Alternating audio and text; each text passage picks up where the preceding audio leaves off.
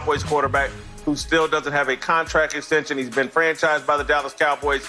Chris Sims of NBC Sports reported that Dak turned down a 5-year, $175 million contract, that he wants the last year of his contract to be more than $45 million a year.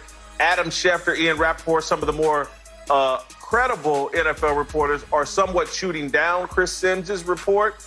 But our very own Colin Cowherd yesterday offered the opinion that Dak's contract demands are too outlandish and that the Cowboys should move on and play Andy Dalton, let Dak Prescott hit the market. I agree with Cowherd, and so I'm going to ask you guys, Marcellus, should the Cowboys consider moving on from Dak? Unfortunately, if this is true, yeah, it's time to start looking elsewhere. I had teammates when someone got a little too rich with their taste, they used to say, oh, you trying to play Gucci. And you got to be careful if you're Dak Prescott right now, because right there behind you on that roster, they got a nice Gucci knockoff. His name is Andy Dalton. And it's funny, when I first got drafted to Buffalo, my teammate Derek Holmes used to shop at Walmart for all his clothes and all this stuff. And I was like, why you at Walmart, man? You in the NFL, you got all this money. He was like, because of who I am, people gonna always think it's real or think it's expensive. And he just got away with that. And it's funny, whoever's quarterback in this roster, this Dallas Cowboys team of 2020 is going to look good, going to look real, going to look nice, because they have a squad. Be careful, Dak. You're starting to price yourself out of a position.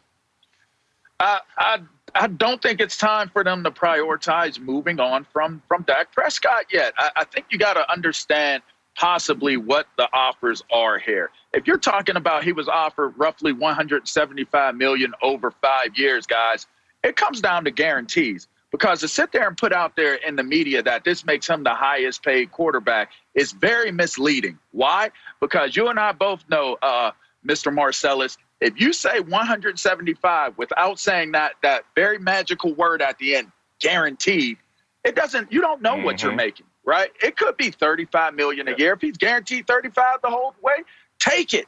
If he's denying guaranteed for 6 years, then yeah, you got to think about it. But if that money is not guaranteed and you're talking about backloading the contract and they take it away from you in year 2 or 3 because they cut you, it's no good. I think let's get more details before we talk about moving on from him.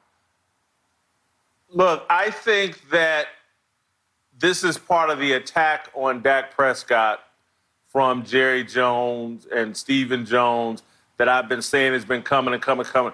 Chris Sims is not a reporter. When there's real news coming out of the Cowboys, it's James Slater, it's Ian Rappaport, it's Adam Schefter, it's Ed Werder, it's Clarence Hill. It's the guys that cover it day to day. Chris Sims, not knocking him, former quarterback on NBC Sports. Somebody, to me, is probably sliding him information because they want it out there. The number that I think threw everybody off is this desire for, allegedly, according to Sims, he wants $45 million a year at the end of this deal. That's what I think Cowherd and other people are reacting to, and that I'm reacting to. I've always felt Dak's eyes are bigger than his stomach. He's not a guy that truly moves the needle. He's got to play that role. I think his record last year against playoff teams was 1-6 in his alleged, career year. I just don't think his career year warrants Dak approaching Russell Wilson or any of these elite quarterback level. Dak is a $25 to $28 million a year quarterback, and I know the market says Jimmy Garoppolo, blah, blah, blah, but that's who Dak is. His eyes are bigger than his stomach. Play Andy Dalton. I agree with Cowherd.